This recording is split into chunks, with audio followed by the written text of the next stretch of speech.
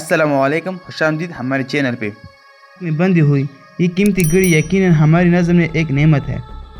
हमने इसको इसलिए अपने हाथ पर जगह दी है कि ये हमें सही वक्त बताए और अब अपने औकात को मुनज़्ज़म करके ठीक वक्त पर अपने सारे काम सरअंजाम दे सकें। अगर ये घड़ी अपना काम ठीक अंजाम दे तो हमसे अपने हाथ की ज़ीनत बनाए रखते हैं, एहतमाम के साथ उसकी हिफाजत करते हैं, हमको गवारा नहीं होता। लेकिन ये घड़ी की सारी मुआवज़त और उसकी हिफाजत और देखभाल का ये एहतमाम उस वक्त तक है जब तक वो सही वक्त बताती है। अगर वो बार बार बंद होने लगे, कभी आधा घंटा तेज़ हो जाए और कभी 1 घंटा सुस्त चलने लगे, हम बार बार इससे धोखा खाएं, हमारे प्रोग्राम उससे मुतासिर होने लगे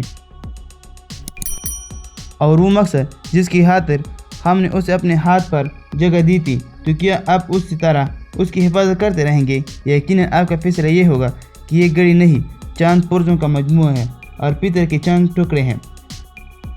उसकी मुनासिब जगह इंसान का काबिल एहतराम हाथ नहीं बल्कि कबाड़ी की दुकान है। और फिर हमें उसकी क्या परवाह कि कबाड़ी उसको कहाँ डालता है और उसको किस बेदर्दी के साथ कोड़ता और तोड़ता है या कोई उसको बटी में गिराता है। हमारे नज़दीक तो बजे तौर पर इसकी जो कदर मंजिलत थी इसी बिना पर थी कि वो सही वक्त बताए, इसलिए बनाने वाले ने उसे इसलिए बनाया था और हमने एक बड़ी रकम देकर इसलिए खरीदा था। यानी उम्मत मुसलमान को इसलिए पैदा किया था कि वो दूसरों तक खुदा का दीन पहुंचाए, सोसाइटी में नेकियों का प्रचार करे और बुराइयों को मिटाए।